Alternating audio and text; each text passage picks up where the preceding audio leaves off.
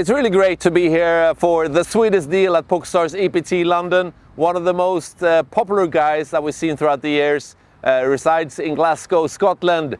They call him Ludo. We know that his name is Ludovic Geilich. Ludovic Geilich, how are you? I'm good. It's good to be back in London. Yeah. Are you playing a lot these days, as much as you used to do? Not as much as I used to. Selective, very selective. I play more private games now. Yeah? Cash games, PLO. Is that right? What made you change to that? Is it more profitable, more fun? It's more fun, PLO, because you can play a lot more hands, and it's fine. It's not going to go into your EV. Yeah. Because in PLO, when you're playing 4-card, 5-card or 6-card, you can just play a lot more hands. Yeah. And your situation in Glasgow, right? Yeah, I'm situated. Is it enough private games there? Do you mean you play online or live? Mostly online private games. Oh. On the apps, like Poker Bros. Yeah, does that work? Does that work nicely? Does it work in a good way? It depends who is running the game. Yeah. There's a lot of vouching involved. Of course. So obviously if you've got good strong vouchers and you make sure the people that are running the game are as legit as possible, it's totally fine. Yeah, and do you know all the guys in there? Is I know. it usually one table or is it? There's lots of tables. There's tournaments as well. Yeah. There's all sorts of tournaments, Yeah. and there's all sorts of cash games. So I don't know all the players because all the different groups have come together and merged. So there's American players and Irish players and United Kingdom players. Ah, okay. Yeah. So is it profitable for you? I guess. It is over the long run. It is. Recently I've been on a bad run, but that happens. Yeah. So as long as you can make a good few grand a week, you're good to go. Yeah. I remember you used to play all the live events more or less and were very successful. What is the biggest difference on the tour now compared to, let's say, 6-7 years ago? Well, everyone's getting so much better, aren't they? I'm saying, like, everything's online. Everything's free of charge. Yeah. Social media. You've got DTO. You just need to download the app and it tells you how to basically play perfect. Yeah. And then obviously on Instagram and on Twitter, they share hands and then everything's free. Yeah. You can obviously upgrade and pay for even better content. Yeah. But at the same time, everything's free. How did you become a good player? Were you more natural or did you study it properly? I study a bit, but I mix it between GTO and obviously exploit. I've always done that. Yeah. It depends on your opponent. Yeah. You've got to dictate whether or not you're going to play a certain way against them selectively.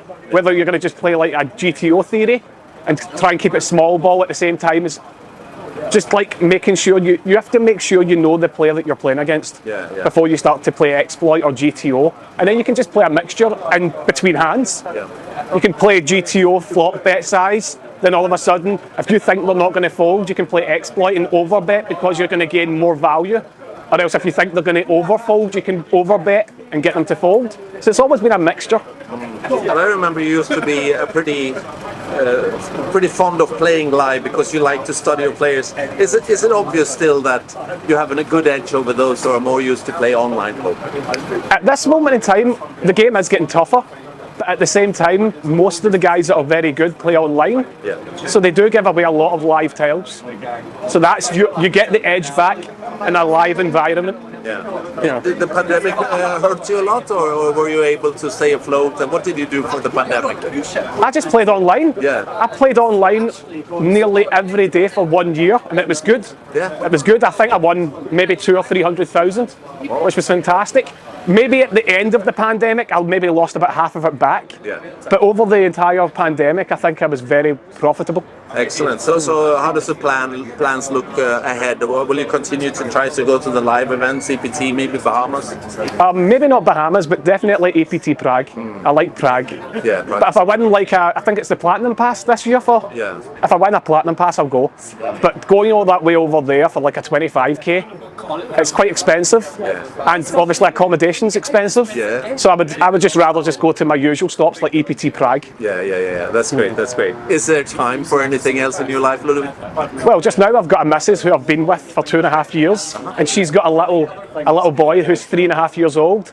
So that also takes away some time from me playing poker. Of course. So I'm a lot more responsible these days. Yeah, I heard many players say that because it happened to quite a few. Does that affect your responsibility, which could be like a burden playing poker, if you know what I mean?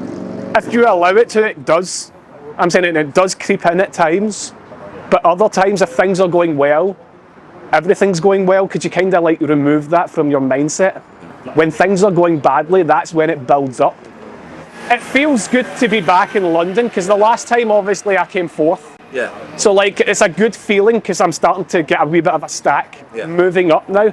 So if I can just keep moving that stack up, confidence will grow. Excellent. I'm looking forward to have a longer conversation with you on the sweetest deal. That will be good. That'll be good. Okay, good luck in the tournament. Thank you very much. Cheers. No problem.